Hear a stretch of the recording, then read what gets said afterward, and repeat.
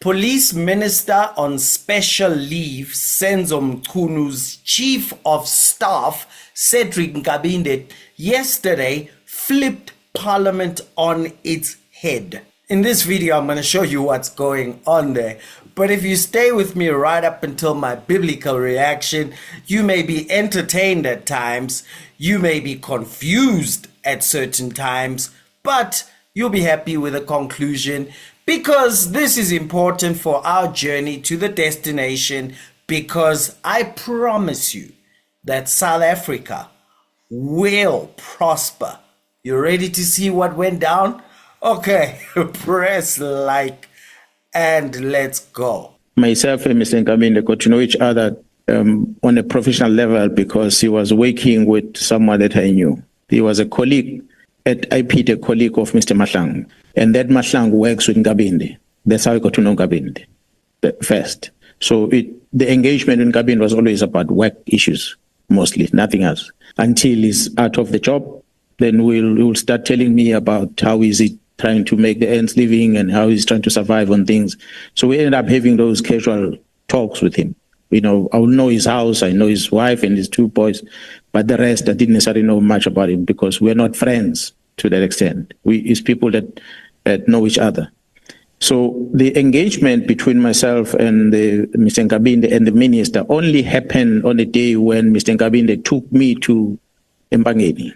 I drove with him to Mpangeni where we met the minister. I cannot tell you exactly, definitely, the day when we visited which department he was working for, but I knew that he was a minister at the time. So therefore, there was no telephone calls between us in relation to his appointment.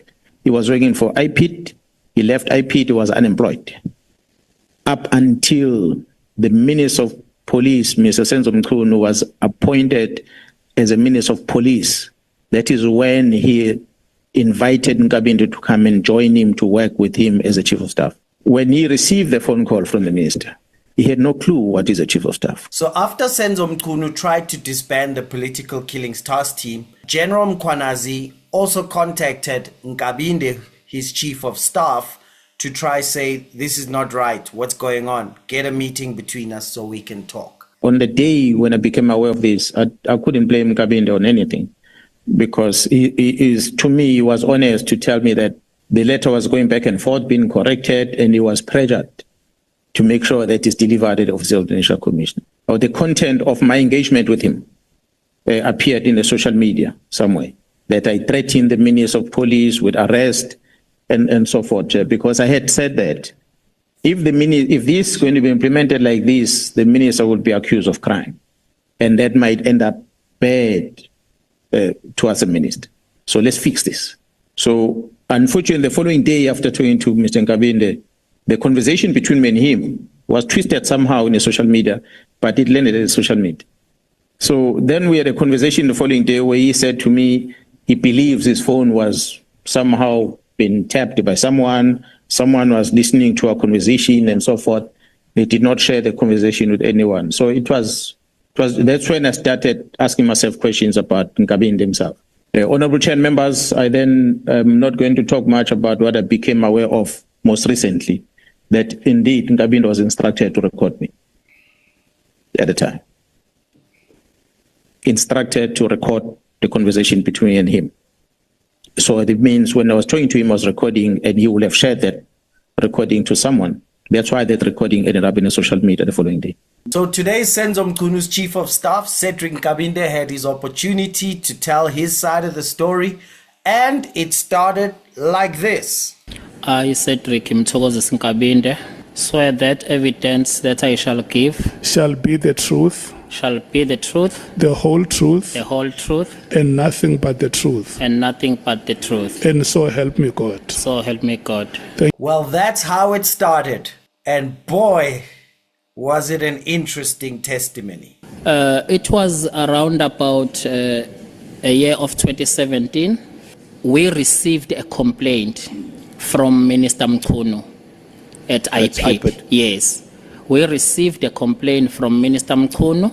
In that complaint, Minister Mchunu was complaining about a progress of a murder case of Xolani Xolani was one of his security detail while he was a premier, that the matter of Xolani, he's not happy with the progress, that there are always clues leading to the perpetrators, but the police are not taking that direction, and in fact, they now regard him as a suspect. There's an harassment by the police, which were the Hawks, targeting him instead of pursuing the murder case. So he felt that there is something untoward the behavior of the police. Hence, he reported it in the ICD. So that is a complaint we've received in IPID.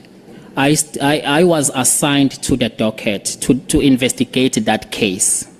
That is where we realized that there were no valid reason to reopen the case. So my investigation ended there, where I submitted a report and my recommendation to the Hawks. So that's how he met Senzo Mchunu. He was at IPID in 2017 and closed that case, and other people were arrested and they ended up in jail. So tell us about your relationship with Mkhwanazi.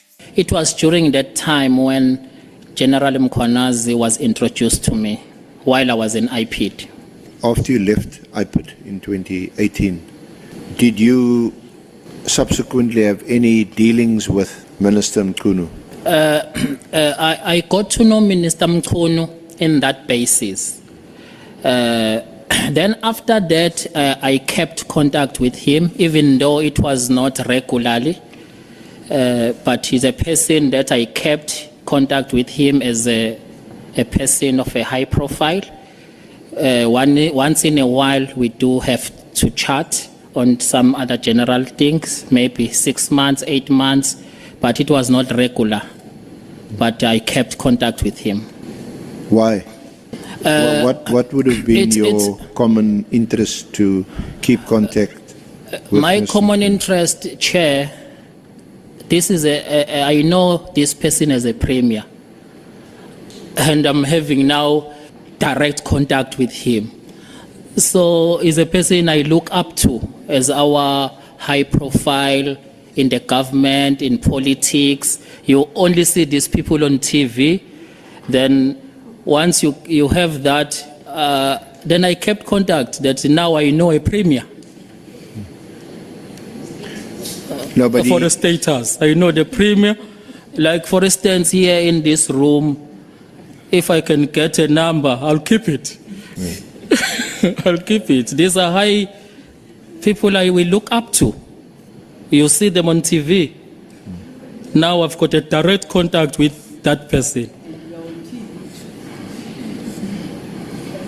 Like for instance, if I can make example, at one stage I was in the north side of KZN.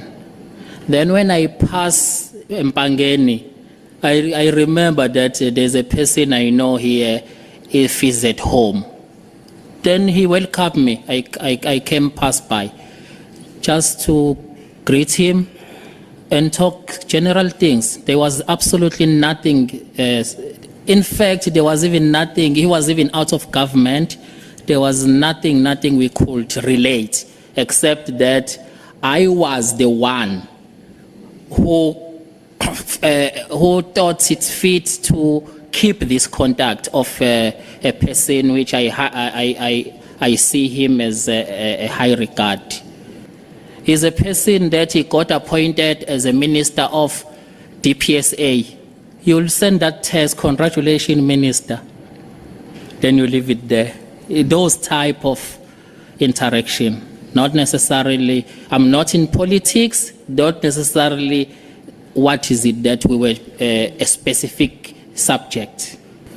I think Honorable Sokanyile wants to give you her contact numbers. Yes. I'll keep it. There are even numbers I have for members of this committee. I keep it for future reference. No, Chair, I wanted to check. What I said, I kept contact with Minister Mchunu, even though it was not frequent. So you say Yes. it was infrequent. It was infrequent. Yes, yes. Yeah, and What about the number? I will be very glad. And nothing beyond the number, Honorable Sokanyile.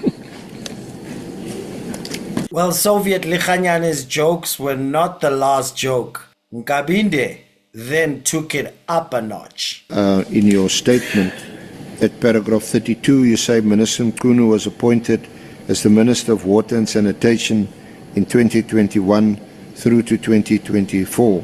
During this time, I remained in contact with him. At the time, I already knew Lieutenant General Mkhwanazi.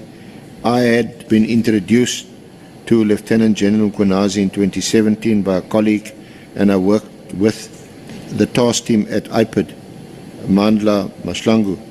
Early 2024, Lieutenant General Mkhwanazi visited my house and asked that I accompany him to Mpangeni the next day. I agreed to go with him because I was planning to visit Minister Mchunu the next day, who is also based in Mpangeni. When General Mkhwanazi wanted me to accompany him to Mpangeni area, then I just started that, there's a person there that I was planning at one stage. It's been a while. Go and see him. So if you want me to go there with you, let's rather pass by and I want to greet the minister, of which General had no problem, and if also the minister had no problem. We were going to Mpangeni area as friends, two of us, to do our things. Then while we were in Mpangeni, I said, let's go past. I checked, the minister is around. Let's go past and greet him. That's how General Mkhwanazi has never even said he wants to meet the minister. It was just that we are now at Mpangeni. Then it clicked my mind that the minister's house is at Mpangeni. And it's been a while, I never even met him. Then I said, no, let's go past there. And fortunately, the minister had no problem as well. Then we passed. And you say at paragraph 33, in the middle of that paragraph, I went with Lieutenant General Mkhwanazi to Mpangeni to attend to his errands, That's correct, Chair. as he had asked me, and we also stopped by at Minister Mchunu's house when you introduced him to Minister Mchunu. That's correct, Chair. What were those errands that you referred to? Chair, I wrote it deliberately like this because it was personal stuff of General Mkhwanazi, where I was accompanied. General Mkhwanazi was a very close friend of mine. I think it's safe to say it was a boys' trip. Safe to say like that. Otherwise, me and him will get into trouble. Because I believe his wife and my wife are watching here. So I don't want to delve much. So you can't tell us much more. Is it personal? Yeah, no, it was very personal. Things that we do with him are sometimes very personal. So wasn't Minister Mchunu curious that the two of you're on a boys' trip? What are you doing coming to visit him? He did not even ask, what are you doing here? He did not even know we were in Mpangeni for what. Describe to us your relationship with Lieutenant General Mkhwanazi. It seems to be... I can't hear.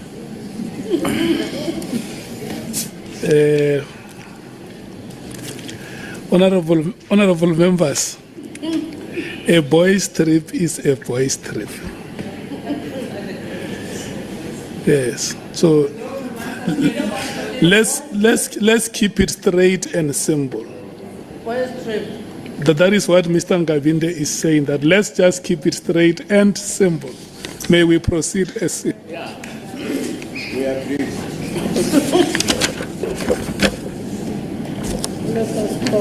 So, Mr. Nkabinde, I was asking you of what you said about being a boys' trip.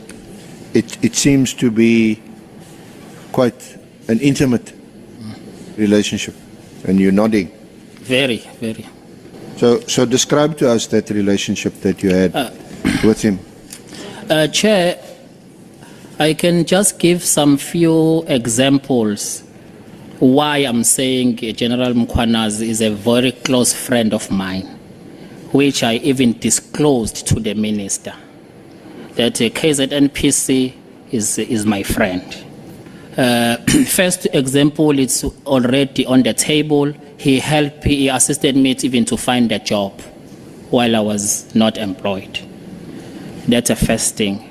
So I'm trying to show that, and there's a person who come often to my house, knows my family. I go to his house, I know his family. He come and visit me in my house, I go, we eat in one plate together. So it's a very close. There are things me and him, we go to the grave with. The way we are so close.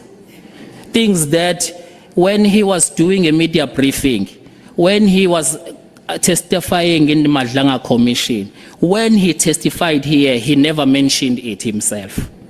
So we are very close. So I think what I concluded is that no, he's angry that I recorded him. So he had to just say anything that will taint my image on that. But I appreciated that he only said that. His anger was very controlled. There are things. He speaks about, I'm glad that he only ended there. He controlled his anger, insinuating that there are things that General Mkhwanazi could have said, which are some things that are known between them. So I think it will be fair for both the inquisitorial process and the witness for him to detail as much as he can whatever he wants the committee to know, so that it informs the findings of the committee. Thank you very much. No, Honorable Ngola, if you listen to his earlier statement, he says the audience is too wide. And so he wants to keep it at that. Chair, if I can just make example, I don't want to delve much into personal things, but where even General Mkhwanazi found me a job, his daughter is working there. So there are so much personal things between me and him. So I don't want to get into more personal stuff, me and him, because he also did not. So I don't want to come here like, he is still my friend. After all this thing, we're going to still sit down and say, yeah, when. Hey, when be careful, you know, I can record the conversation. If you fight with my minister, leave me alone. SC, let's proceed. Honorable Chair. Hey, when I means hey, you. Ho ho. I remember General Mkhwanazi said Nkabinde said he wants to introduce him to the minister, and that trip was for that purpose alone. And now Nkabinde is saying something different.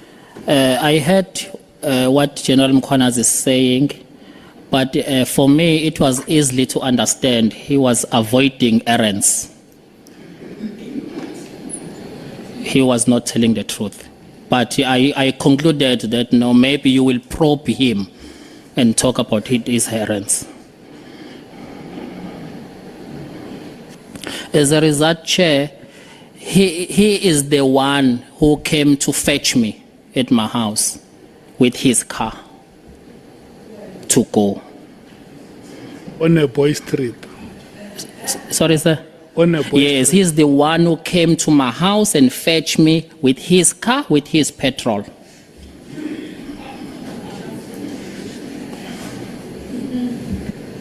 To run an errand. Yes, to show that who's to show who's accompanying who. Okay, if it's personal, then I'm not going to pursue that. I've never heard Mamso Kanyile having so much fun in Parliament. But then it went from entertaining to ultra confusing. Can we accept that you received WhatsApp messages from Brown Mkhwanazi and that you were copied WhatsApp messages by Mr. Brown Mkhwanazi that he shared also with Kat Matlala? No, Chairperson. You're not prepared to confirm that? I'm saying he has never sent me a message and copy me a message with Kat Matlala. Who's also referred to as Dlamini. That's correct, sir. He has never done that. Can you look at this this message? Is that a reference to you? It's Brown Mkhwanazi 1234 Senzo Chief. Is that your profile pic? It's not clear, Chairperson. The picture is not clear. How do you mean it's not clear? You're not able to enlarge it to see if that's you?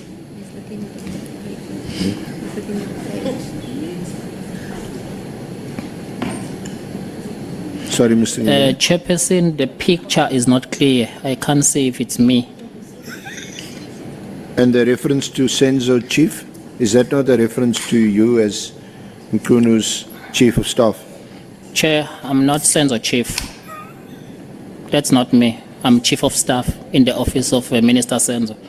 I'm not Senzo Chief. Because Senzo Chief, maybe he's Inkosi. And I'm not sure what is this. It can be Inkosi of Senzo. So I'm not too sure. If they refer to me, I'm the Chief of Staff. I'm not Senzo Chief. Okay. Are you familiar with the content of that WhatsApp? No, Chair. It's the first time seeing this message in this committee. Do you know what this refers to? And I'm reading from, may you therefore kindly confirm as to when the SAPs may receive the outstanding medical certificates.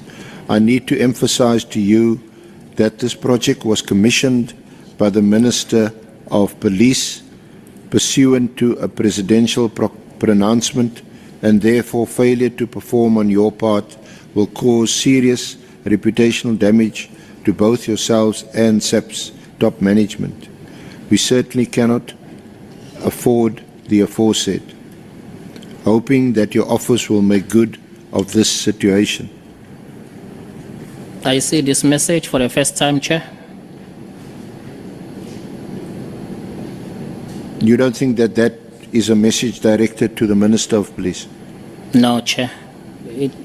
And then the next message, this matter may be escalated to you because of non-performance. Our guy need your intervention. Jan 08 guy who is about to take over our program. This non-performance is a result of the non-payment or late payments. I'm sending him your numbers that you meet, please. You see this message for the first time, Chair. I don't know who was he talking with here. And later on, the message, Brown Mkhwanazi 1235, then at 1236, it says, hello, Chief of Staff.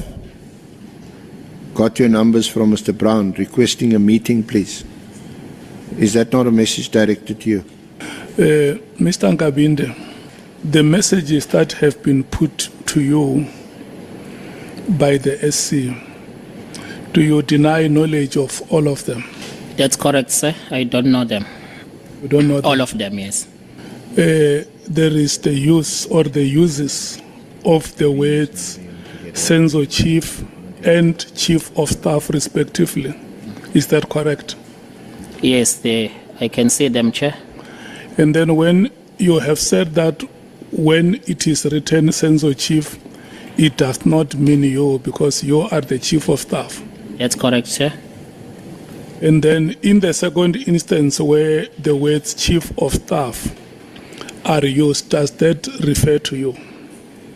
I'm not sure, Chair, because there are so many Chief of Staff in South Africa. I'm not sure if this was me. Okay. If I heard you correctly, you did not know Brown Mkhwanazi before you were given an instruction by the minister to facilitate a meeting. That's correct, Chair. And that instruction, that meeting that you are talking about took place in November, correct? The first meeting. Around October, November. Yes, I said around, but under corrections because I don't have my information. All my information are in those gadgets. Okay, around October. I could be precisely. Yes, around October, November. So the minister, when did the minister give you his number, Mr. Mkhwanazi's number? He gave me a number before the meeting because I could not facilitate a meeting You know without what? having a number. What precipitates a confusion, Chair, here is that Mr. Nkabinde says in his statement, he was called by General Nhlanhla Mkhwanazi in September 2024. General Nhlanhla Mkhwanazi was asking him about Brown Mkhwanazi. And he says, in his reply, he said to General Nhlanhla Mkhwanazi, I know Mr. Mkhwanazi as a person who is close to the minister. And that was in September. So that's where the confusion is. I think there's a lot of contradiction that the witness is making. At the time, General Mkhwanazi requested you to facilitate a meeting between the minister and Brown Mkhwanazi. Did you have knowledge of the person called Brown Mkhwanazi or his contacts? No, Chairperson. You did not. Yes. He did not know him at that time. And Chair, if I can clarify with the confusion. The confusion is caused by me not having my gadgets. In case you don't know why he's complaining about his gadgets, it's because a month ago, this is what happened. At 7 o'clock in the evening yesterday, the police visited my flat and I was not available. My brother was only available. They knocked, banged the door, and my brother, when he opened the door, they thought it was me. They called my brother as Cedric. They entered the flat. They were plus or minus 15 to 20, wearing camouflage with balaclava, cover their faces with a high caliber rifles. And they thought my brother was myself, and they demanded to search the flat without showing any warrant or any search warrant. When the brother is asking them to show a search warrant, they started to assault him with the firearms butt. They started to assault him thinking it was me, asking about where is the search warrant, because they could not show the search warrant. And then they started to search my flat upside down until my brother had to produce his identity document to show that it was not me. That is when they stopped assaulting him. It means they were assaulting me in a nutshell. Then they started to inquire, where is Cedric, the chief of staff? They started to ask my brother, do you see what is happening on TV? Then my brother said to them, no, I hardly watch television. And when the brother is asking, what is it going on? Why you want him? Why are you assaulting me? Then they said, we are here. We are being sent by the National Commissioner, General Masimula, to come and look for the chief of staff. My brother, in pain, terrified, traumatized, that is when he got a chance to contact me. Then he relayed the story. And he was very traumatized, terrified, the way he was assaulted. And I advised him to go to the hospital, of which he did. And the next morning, 7 o'clock in the morning, they were at the Minister Mchunu's official residence. because they are looking to get our mobile phones and our laptops so that they can get evidence. They can start downloading them. General Masimula, General Mkhwanazi, they are busy there in Ad Hoc Committee. At the same time, they are sending police to come and harass us so that they can remove our gadgets with our evidence while we are also preparing to appear in that commission. So I am arranging with my lawyers to engage with both the Nhlanhla Commission and the Parliamentary Ad Hoc Committee. Should anything happens to me, the National Commissioner, General Masimula, will be responsible. So as far as I know, there is no case that was open with the police for the assault. But Senzo Mchunu and his gadgets have been taken and they are being downloaded as you are watching this. So we'll hear more later. So it got very confusing. I think the confusion is actually extended to all of us. The more members ask, the more the confusion is extended. So I want him just to clarify that part. Thanks. Can you refer him to the relevant paragraph and the date? Remember, it's paragraph 77. Remember, he doesn't have his gadgets. No, it has nothing to do with the gadgets thing, Chair. I'm saying in paragraph...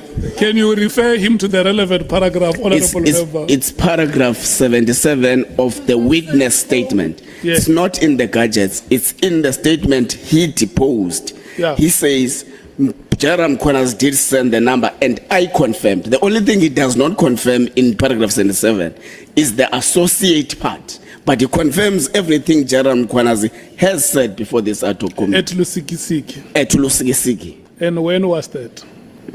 That was September 2024. Even the minister himself, when he made reference to a meeting that took place in Lusikisiki, he mentioned the date as September. So now if there are any doubts, then I begin to question the value of the statement on which the witness has actually sworn.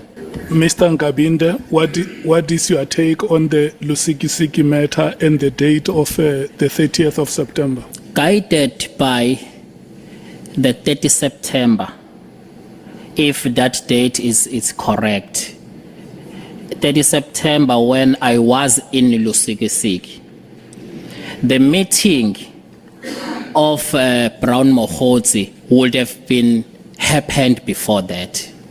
So the confusion of the date, it's actually that I'm not precisely of when was this meeting exactly, but guided by that, I can confirm that the meeting with the first meeting of Brown Mohotsi would have been. Chief of Staff, is this affidavit your affidavit? Yes, it's correct. Do you confirm everything that is in this affidavit?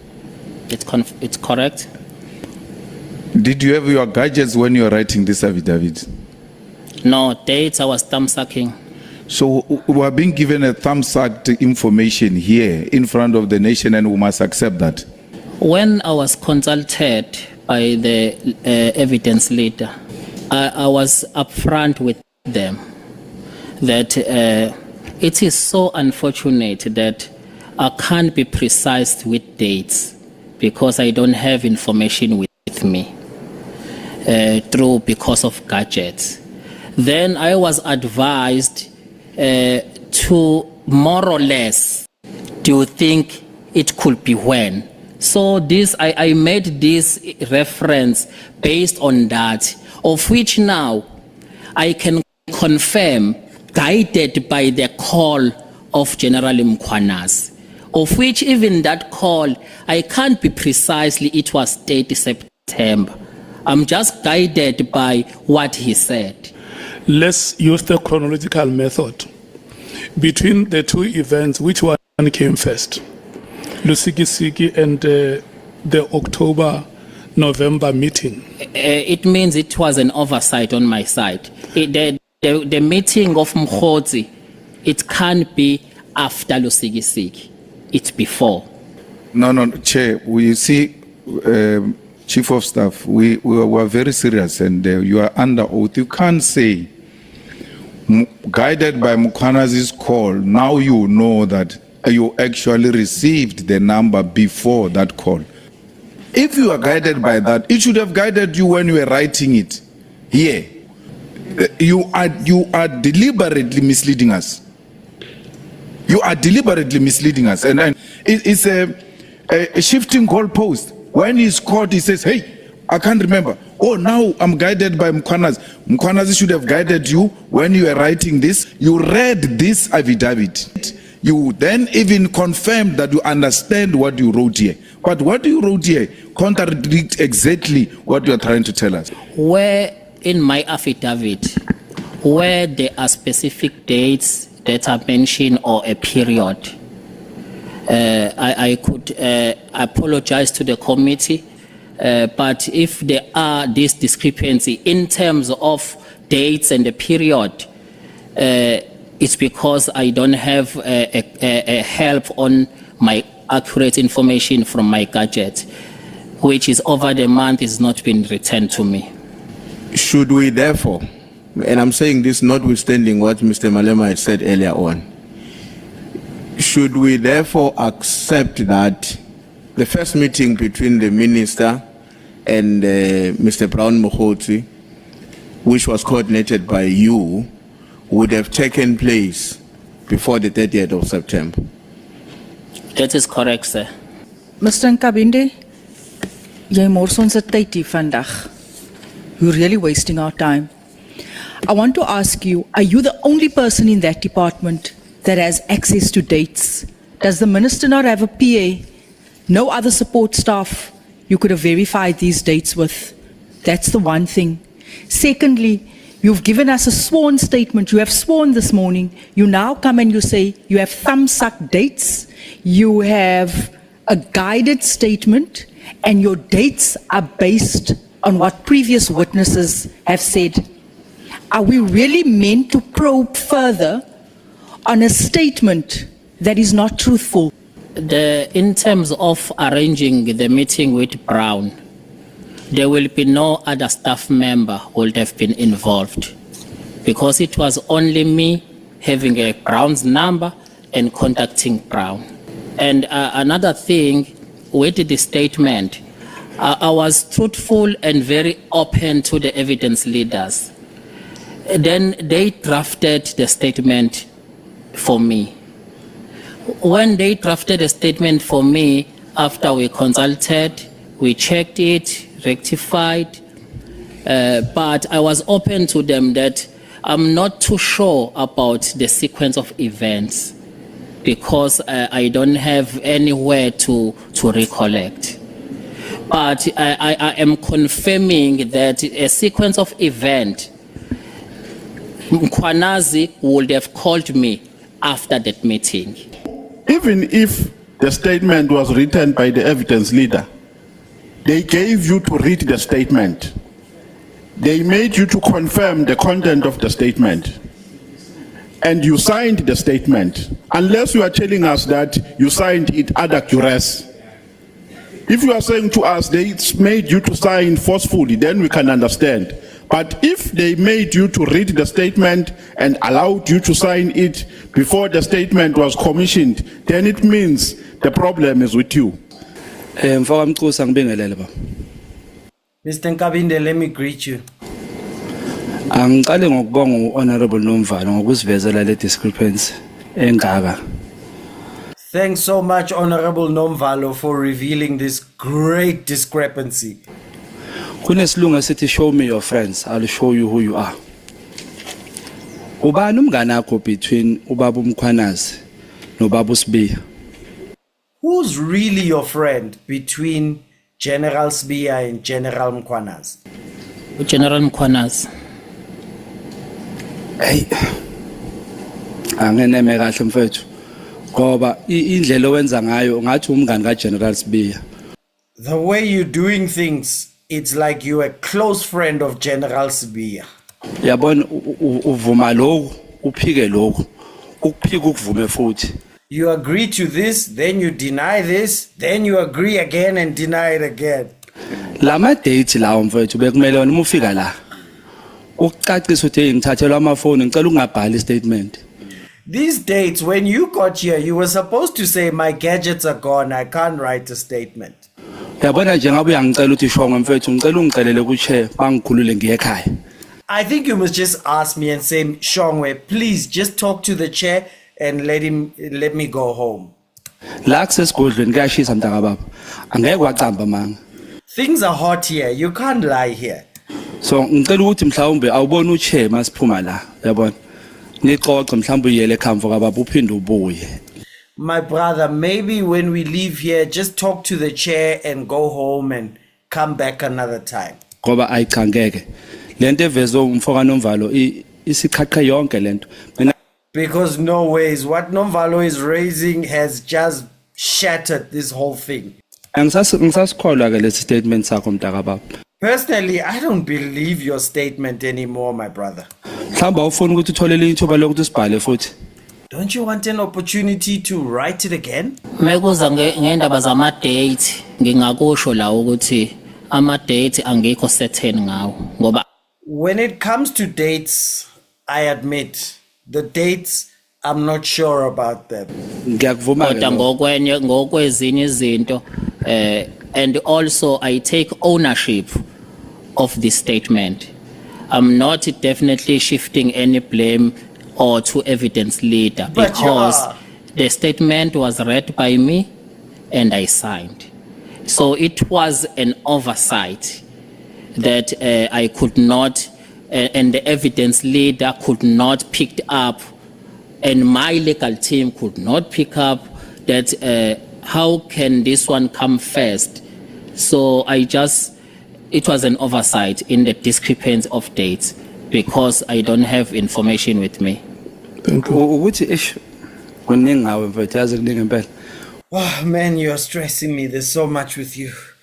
Ku paragraph 58.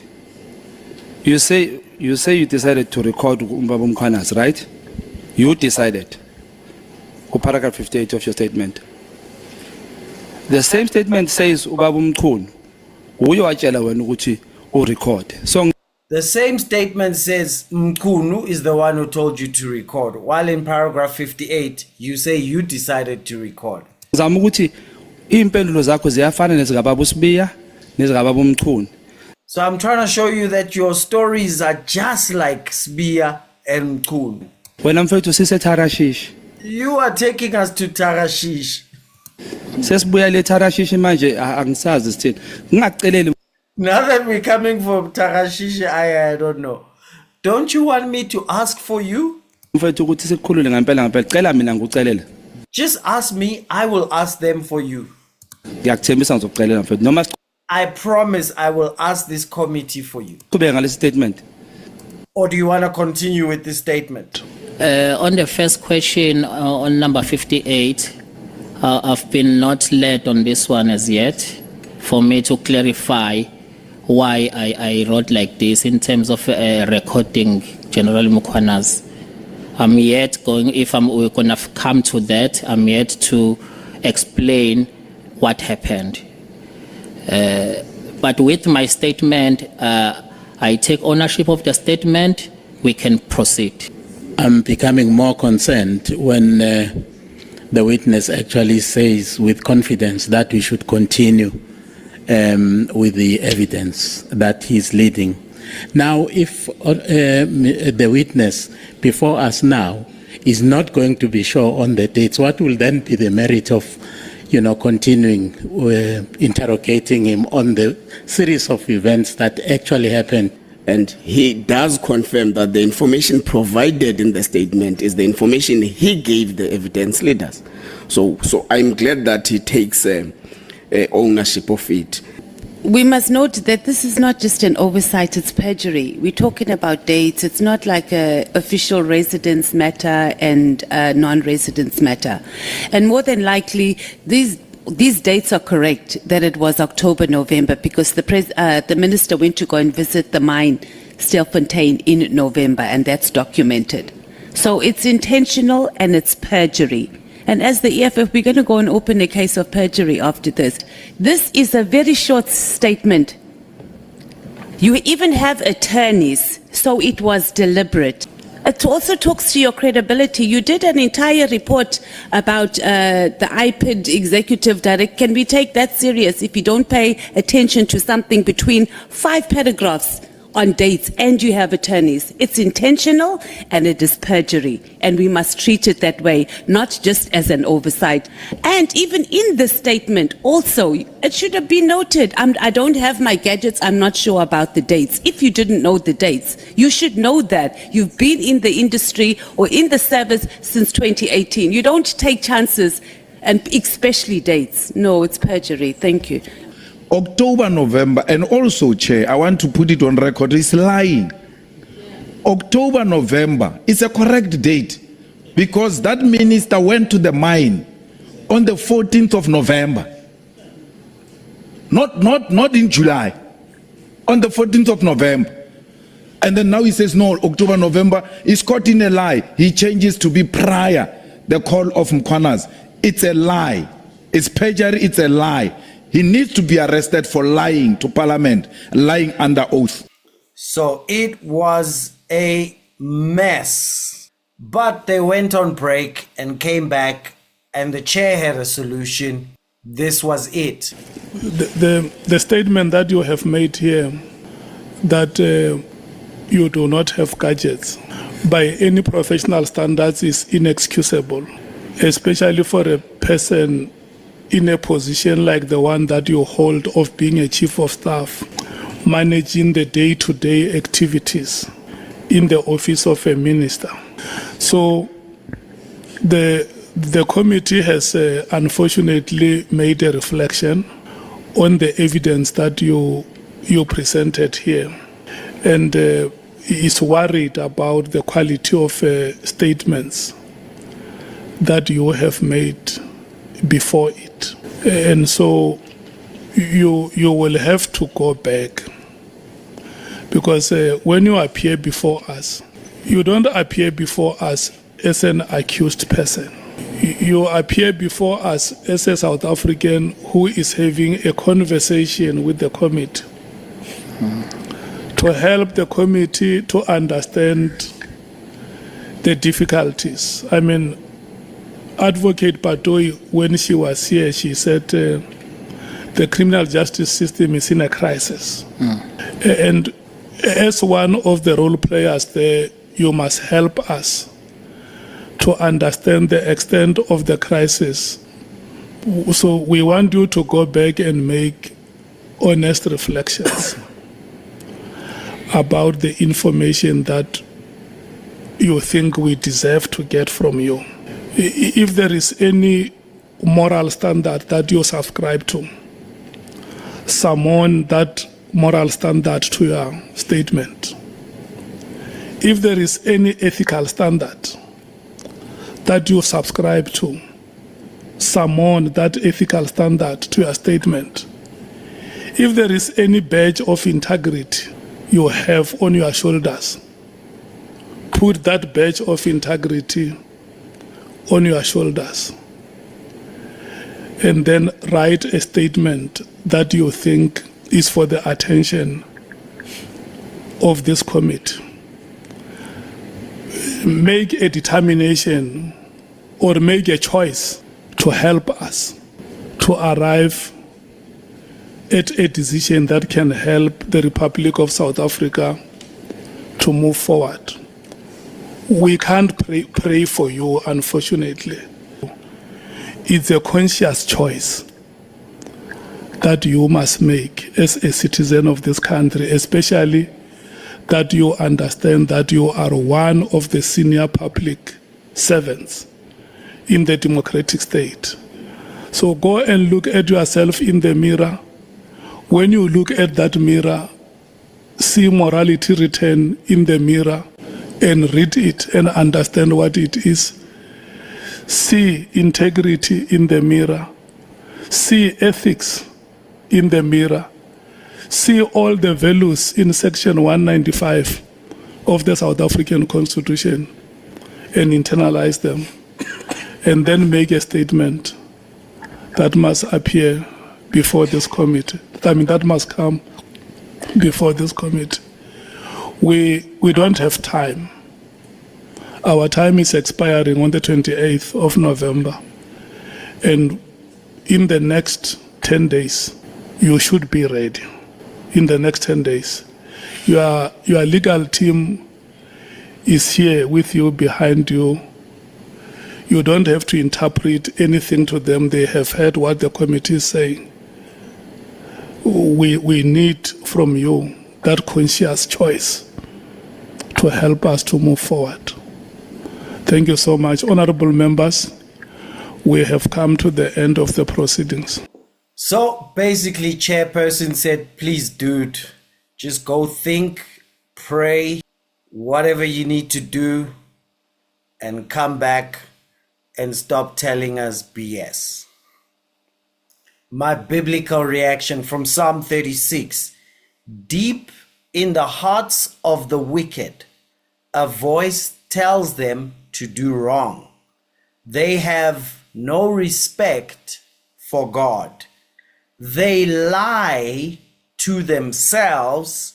They don't see their own faults.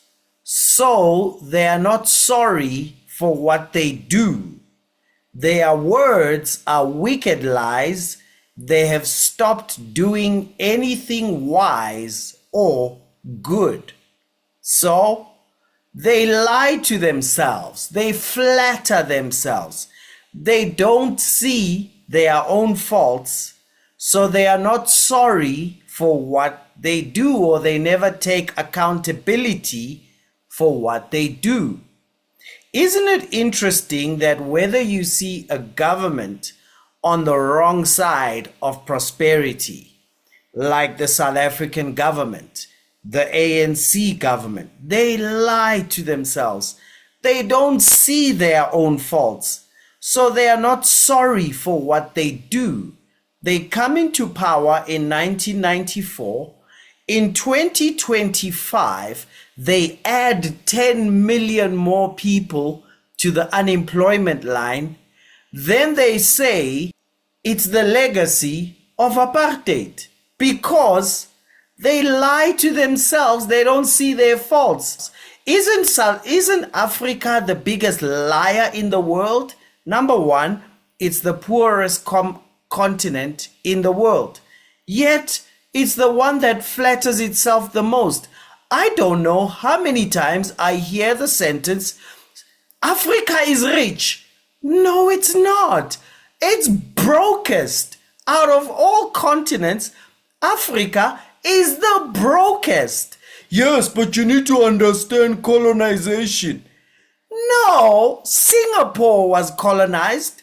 Singapore doesn't have a single rock under their ground.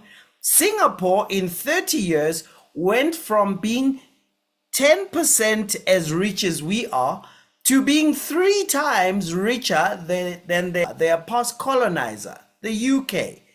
But it's this lie to yourself. Anytime you find someone on the wrong side of the law, anytime you find a country on the wrong side of prosperity, this is what you'll find. They lie to themselves. They don't see their own faults. They blame everybody. It's because of colonization. No, it's because of bad policy. Check business friendliness around the world.